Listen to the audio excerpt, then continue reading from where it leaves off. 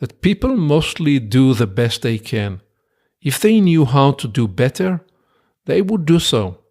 Then I ask myself, what do you love more, the pain of yesterday or the possibility of today? When I think clearly, the possibility of today comes out ahead every time. Welcome to Create New Futures, a show about thought-provoking ideas and practices you can use to create and shape your future in life and in business. Join Aviv Shahar, author and innovation strategy consultant, as he shares his proven strategies that have helped clients create breakthrough results. Aviv has guided executives at Fortune 100 companies, and now he wants to help you. This is Aviv with a new episode of Create New Futures. And this one brings the focus to how a failure can teach us and catalyze development and growth. What was a painful failure that you converted into victory? What have you learned by failing? I recently was asked these two questions. After reflection, I identified 6 categories of failure. When most people think about failure, they only consider the first category. Given that my core philosophy is that I am a work in progress, I have found that reflecting on the other 5 kinds of failure can offer rich learning and development opportunities and value. Therefore, to identify your growth opportunities, I propose that you too reflect on these 6 kinds of failures we each experience in life. The first category is indeed the failure to achieve a goal, reach a target, and/or win an aspiration. When I was 14, I considered myself the favorite to win the Israeli cross-country running championship for my age group. To achieve that goal, there were 3 major 4K races that I needed to win. After winning the first race, my game plan for the second race was clear. If I could lead by 20 meters as we came through the uphill before re-entering the stadium, my competitors would find it impossible to close the gap. On the day of the race, I executed my plan and gained the lead. Then, on the moderate uphill, some 150 meters before entering the stadium, I stumbled as my right foot got caught on the plastic ribbon that marked the path. The 4 seconds it cost me felt like eternity, and I lost my cadence. My competitor closed the gap as we entered the stadium and then edged ahead of me in the last 200 meters. I was stunned, shocked, upset, and embarrassed. How could I have lost the race by making such an amateurish mistake? That is the first kind of mistake, and I vowed never to lose focus and stumble again. The second kind of mistake is the failure to apply learning. As is the case with elite athletes who fail to win their event and then replay their mistakes in their heads, so did I relive those few seconds that cost me the race time and again as I prepared for the third race in this championship series, the Tabor race near Mount Tabor. I knew I could not afford to lose my concentration again. My plan was simple: to win the race by the middle rather than at the end. I executed the game plan by creating a meaningful lead on the steep uphill. Having exerted all my strength in that effort brought me to the end of that uphill to the flat area in a condition where I already felt exhausted and spent. My mind told my body that I could find the fuel for a strong finish on the downhill if I just relaxed for a few seconds and allowed the lactic acid to clear. With the chaotic noise all around, I entered the last kilometer. Suddenly, two spectators jumped out of the crowd right in front of me, pretending to have been running the race all along. They probably will be disqualified, was my immediate thought. But I could not leave the decision to chance or to debate. What happened next is a little difficult to explain. I felt that I was coming out of my body, as though I was floating in the air, racing faster than I ever had dared to run a steep downhill gravel road, and I easily could have fallen and crashed. I was the first to cross the finish line, and I immediately collapsed and fainted. It took me a minute or two to regain a clear head and full consciousness. This time, I did not fail to reach my goal. Instead, I won the race by applying the lessons I have learned from my previous failure.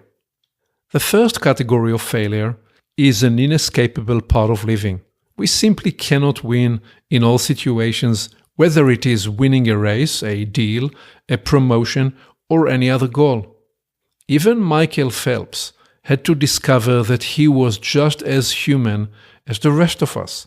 After his great and yet imperfect London Olympics, he applied the learning he gained and went to the Rio Olympics well prepared to this time achieve all his goals. In preparation for my third race, I examined what I must change. I used my disappointment to refocus and apply my learning to execute my plan successfully. These two categories of failure were apparent immediately as I thought about the question. The remaining four, which too often are ignored, are equally important to reflect on and learn from. The third category is the failure to be present. Looking back at my 30s and 40s, I realized that there were times where I was not as fully present as I wanted for important people in my life. Part of me was preoccupied with how to navigate a challenging situation I encountered. At the time, this preoccupation seemed a natural and reasonable response. Later, I realized the most critical conversation is the one I am engaged in at any given moment. And as a result of this insight, I have become much better, even if imperfect, at being present here and now. Number 4 is the failure to recognize and respond to opportunities. There are two buckets in this category. The first is failing to recognize a window of opportunity when it opens. The second is letting fear paralyze you and hold you back from responding to an opportunity. As I learned very early in life, the opportunity window is a dynamic one. I have worked hard to be present, to recognize and to respond to opportunities that present themselves to me. And since my mid-30s, I have operated under the premise that creating opportunities for oneself is central to self-leadership. The fifth category is the failure to hold on to your own values, morals, and sense of integrity. I have found that living in integrity and remaining true to my values are central to my health and well-being. This choice goes beyond doing the nice, the right, or the fair thing. Rather, it is a matter of mental and spiritual wellness and intactness. This belief does not require me to be a saint. It is about staying intact and true to my own self-expectations by recognizing and appreciating that even small integrity compromises dilute my resolve and determination, thereby weakening me and leaving me more susceptible to bigger compromises. This insight led me to discover the power of rituals and of the small acts that fortify my sense of what I am about by choosing to do what's right when no one is watching And when there is no immediate gain, I fortify my spirit, build a sense of self-authorship, and claim a higher moral ground for me, free of the opinions of others. The sixth category is the failure to forgive. Forgiving others and forgiving oneself are the two sides of forgiveness. Having worked with people in a variety of situations for 4 decades, I have found that self-forgiveness is the more difficult task. Yes, I have been hard on myself too many times. Forgiving others is easier than forgiving myself. I often remind myself that people mostly do the best they can. If they knew how to do better, they would do so. Then I ask myself, what do you love more, the pain of yesterday or the possibility of today?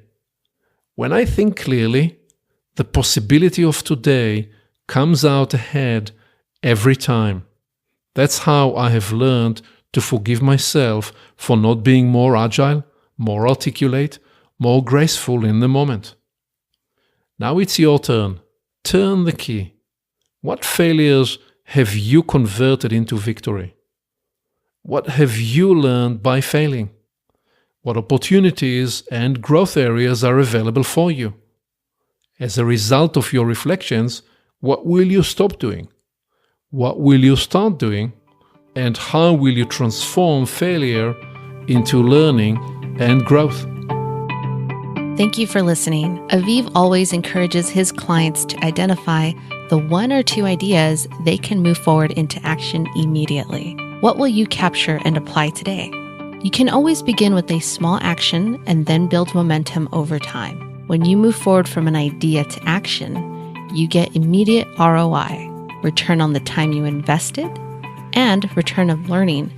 And then the learning cycle builds the success propulsion. One more thing. You can reach Aviv directly by phone and email to discover how he can help you create a new future for your business and organization. Creating your new future can begin today.